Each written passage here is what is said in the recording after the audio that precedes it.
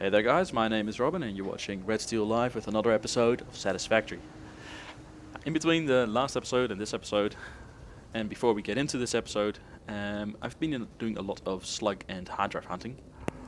So we have a whole lot of new recipes unlocked. So I created a little thingy here to give a little bit of an overview, and I'll probably do that a few more times during the coming episodes, just in case relevant things have been unlocked.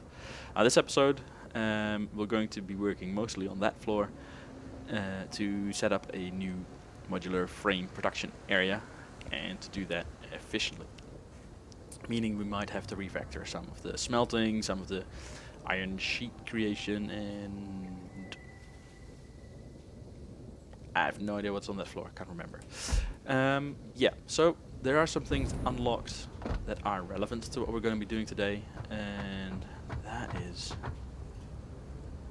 really bright. There's also been an update. As you might notice, I've got a little circle down next to my hotbar down below. I can now swap through different hotbars worth of stuff, and that's really nice. In here we've now got, relevant for what we're doing today, the steel screw that I have unlocked. So we need 5 steel beams a minute for 260 screws, and which is relevant because we are going to be updating as well as part of the whole setup for the modular frames, the reinforced iron plates with the bolted iron plate alternate recipe. As you can see down below here, these two recipes use the same material. It's just that this one uses 30 plates and 60 screws a minute, and the new alternate recipe uses 90 plates, which is 3 times as many, and 250 screws a minute, which is 4.5 times as many. So we need to increase that supply a lot to support this, but then we get 3 times as efficient output of iron plates per minute using the same setup for that. So plus and minus. And also what we got in here is the bolted frame. Yes, the bolted frame, which is slightly different. It uses screws instead of rods from the old recipe. But by the old recipe you can see this one makes 2 modular frames, as it says, 2 there and then 60 there per minute. This new recipe uses creates 2 every 24 seconds, making 5 a minute. And for that we need a whole lot of screws again. And yeah, you might spot some alternate recipes as well that have been unlocked. Those 3, and there some more there, that one. But we'll get into those once we actually get to making those. We've got some nice ones in there as well. Really bright. Right. So that is what we're going to be doing today. So yeah, let's get into it. Alright, so first thing we need to do is upgrade our iron ingot smelting capability. So you might remember this area here, which is that first floor in the iron factory that you can see from the outside there. And we'd set this up to do all of our ingot smelting. Now the problem is we've run out of ingots. We just have too much need and not enough capability. So I've been squashing this down a little bit. So as you can see, there's quite a lot of space in between the current rows, and I've been compacting that down into this. So we have a setup here which has the entry above it, and you can see it here, this one's already in use. It has the entry above it, comes in there, and it uses lifts to supply each and every smelter in the row. The output of the previous row is underneath the input, and that makes it really compact. And this setup here of, you can see that there, 1, 2, 3, 4, 5 currently. These 5 rows take up the same space as these, that one, and that one together. So we're going from 6 rows which we had in here to I think 10, maybe. Yeah. that's quite a lot. And these ones here aren't fully operational as of yet. Well, at least this one isn't. This one, I think, can be used. The other ones are already operational. They've just replaced the ones that were there.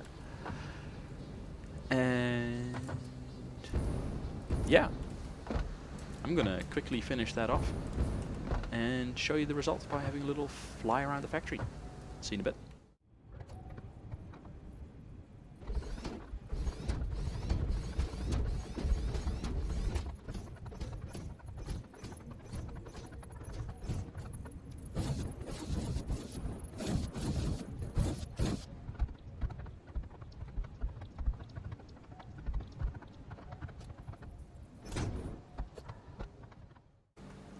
Alrighty then, there you have it.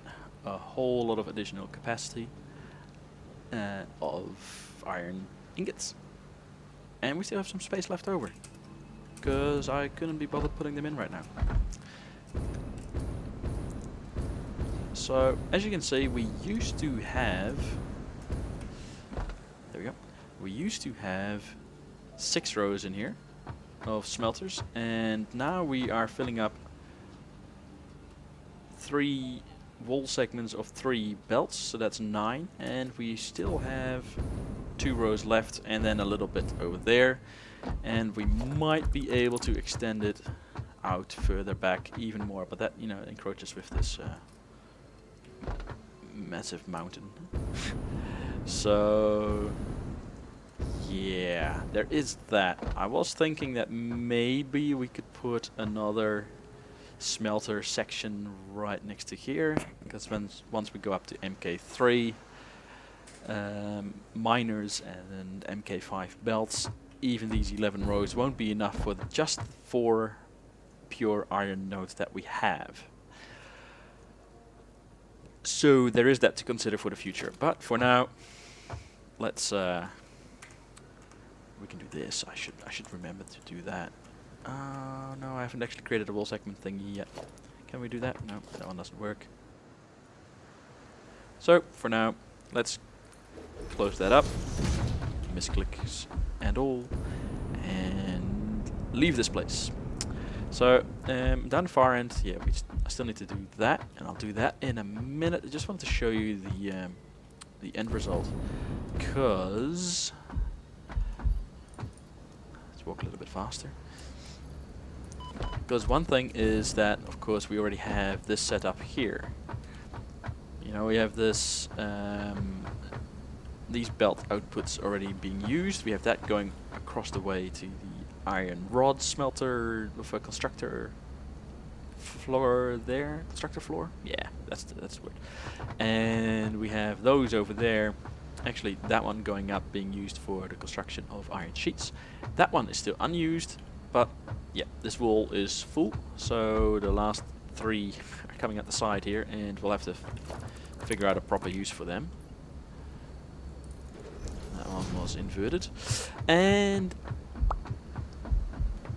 yeah, so increase the capacity. The one thing that is actually a little note of concern with this setup is that the first 4 rows, so that one, they are running at 100% capacity.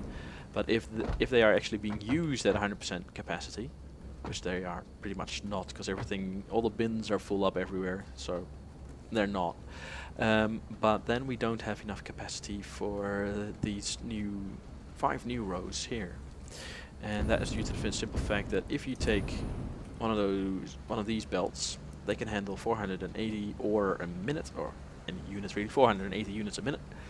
And these rows take off 270. That leaves 210, which is 7 smelters. So if both rows need to be running, then they're going to be underpowered. At some point anyway. I've put Mark III belts in everywhere this is the case, so you can see it. MK4 belt clearly goes to an MK3 belt, and that's just a visual indicator for me as well, just to sort of, alright, from this point forward, it needs to be refactored at some point that it's at capacity, but we'll need MK5 belts for that. And yeah, that's pretty much that. So I'll quickly boop out another section where I increase the capacity of the floor above with additional constructors, because this floor is hella underpowered, as they say. We do have enough ingots coming in, we just don't have enough production. At least we don't have enough production once we actually use wherever these sheets are used for, because currently I think they're producing, yeah, they're producing 180 a minute, and I think the capacity that we currently are using is 300 a minute. But that is, you know, if the bins are empty or everything's being used or along those lines.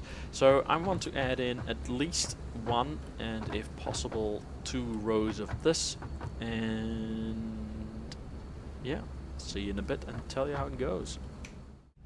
Alright, so you might remember this section here as having 1 row of constructors. It now has 3 from just before, and yeah, we need all of that capacity, even though we've turned down the production amount upstairs. And yeah, I'll show you. So we've got now 3 rows of these, taking 270 ingots each and producing 180 plates each per row. We got that going upstairs for the reinforced iron plate production, and that's this section here. And we've also modified this. You can see there's no more splitting of the screws. Each of these produces 260 screws a minute. Each of these takes 250. It's an overflow of 10, so these won't run at 100% efficiency once the assemblers are full, but that's fine.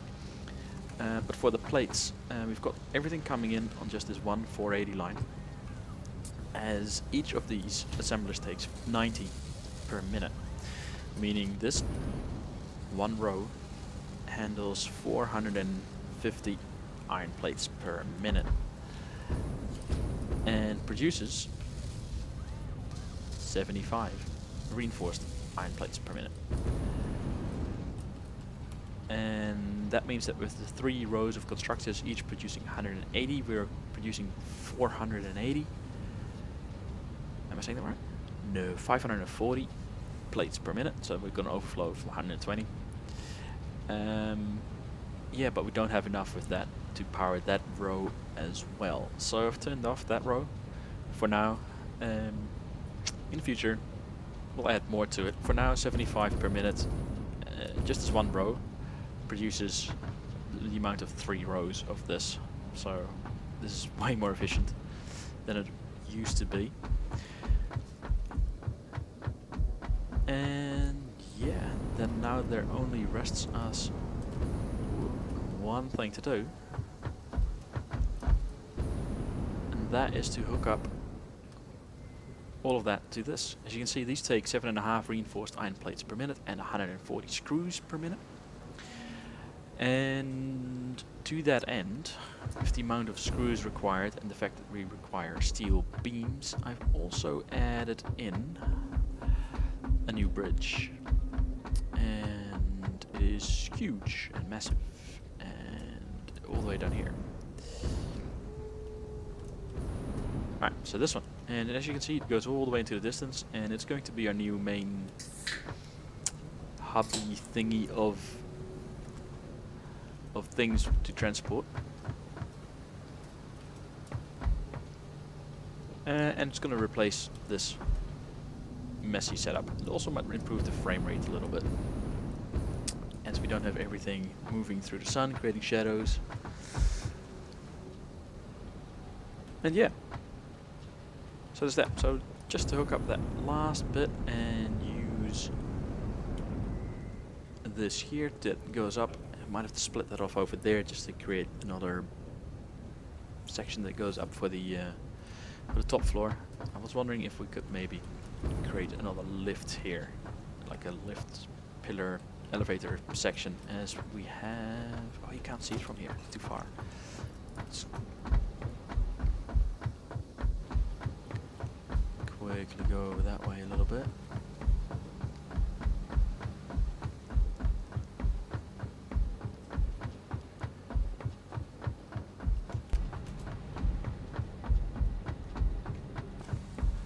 Alright, here we are. So,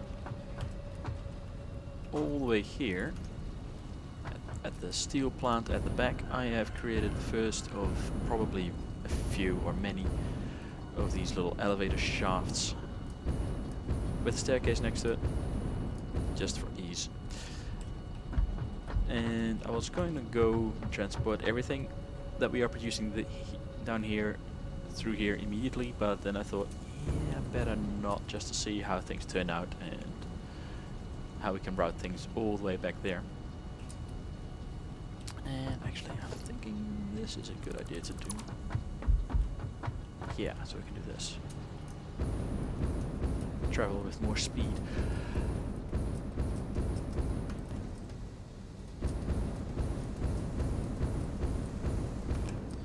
Alright, so yeah, so then I thought, you know, might need to create one of those elevators.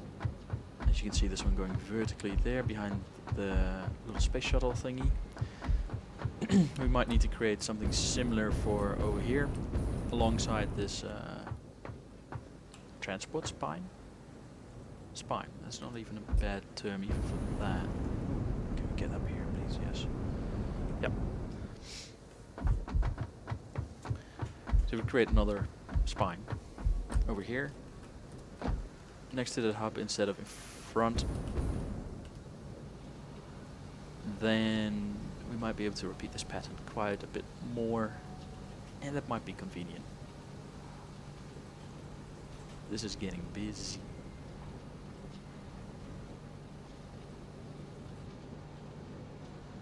Yeah, so I'll hook up those things and yeah, we'll see how that pans out as it is now. And I don't think I'll create a new spine just now. I'll just split it off and use it as is.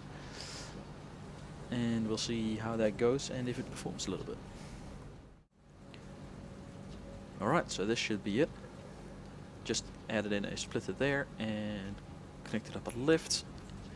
Put in some belt work around the place, and we have an exit here as well, and we have an exit there as well. That one's just to go to storage eventually. This one is to be used by things unknown as of yet. Alright, this is going wonky. Alright, so we just need to hook that up, and we should start. Yeah, that starts running immediately, and this goes around the factory to where we are expecting that to be input, just in here. And we have the reinforced plates coming up from below. And the same thing I've done on this side as well with the exit thing.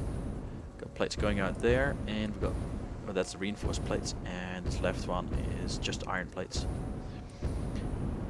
And that is to eventually be going to storage. I think underneath this factory would be a good spot. Did I connect these up?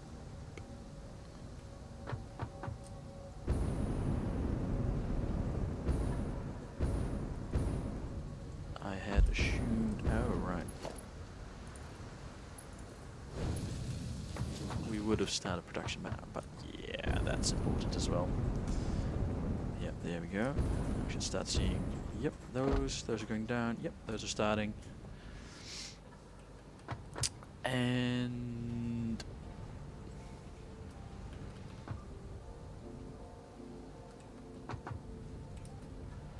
hang on. 140 a minute. Oh boy. Oh no. That's right. This one had the 2 layers of screws to be merged where I'm standing, and yeah. There's a lot of screws. Now these should be making all greens. Actually, just gotta check. That one's already green, that one's green.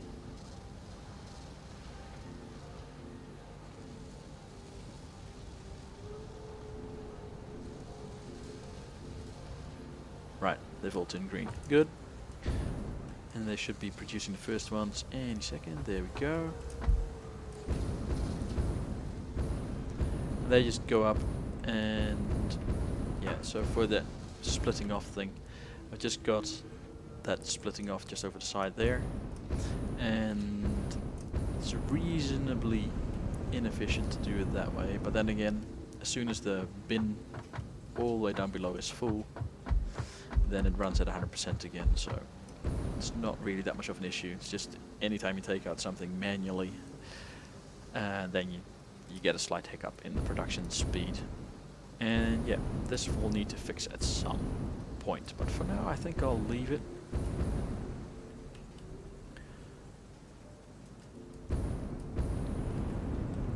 Alright, so in the end we've created this setup here, which is 5 assemblers using an alternate recipe for modular frames. They require tons and tons of screws, which is really a pest. So we're producing them as close to where we're using them as possible, because transporting all of these screws is of course incredibly inefficient. You could transport 480 steel beams and then transform 480 steel beams into I don't know how many screws per minute on site, whereas transporting all of these 480 screws would just mean 480 screws. So that's that. Yeah, that's that.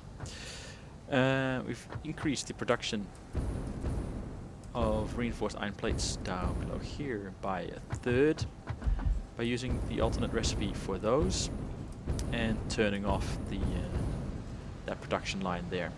I actually think I will refactor this to be a lot smaller and compacter as well, now that I know that, you know, we don't actually need any load balancing in between here for the screws. It's just a tiny overflow of 10 per minute, which is just absolutely fine. And to power all of this weaving, we've tripled our plate production down below here. This was just 1 row of plate production. This is now 3, and it being 3, it has an overcapacity of 4.5 constructors. So about 120. Oh, that means 6. Oh well. And the smelter capacity has been increased by nearly double. We had 6 rows, we have 11 now. So that's a lot. And then we still have space for 2 more, going up to 13. But for that we just definitely need more ore. Alright guys, so that is all for today. I hope you enjoyed this episode. If you did, make sure to like and subscribe. And I hope to have you watching the next episode. Thanks for watching, and bye bye.